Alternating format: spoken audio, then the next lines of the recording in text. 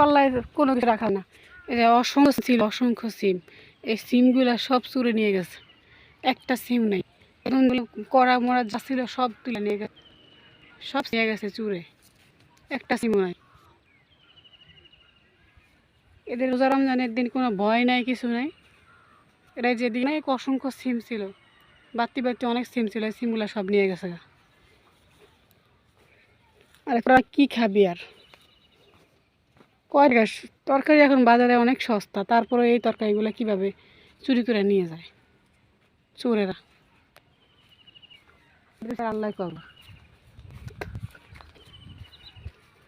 যে লাউ এটা রাখে না, পচে যাচ্ছে কিনা কে জানে, ভিতরে ভালো আছে কিনা। সামান্য তরকারি এখন দুনিয়ার বাজারে 100 টাকা 2 তরকারি পাওয়া যায়।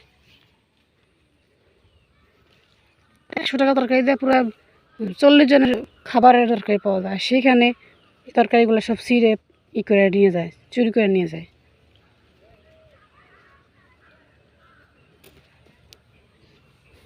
এই যে লাউ, বেগুন এটা রাখবো না, কেননা এটা ছিঁড়ে না ফেললে এটা চুরে নিয়ে যাবে।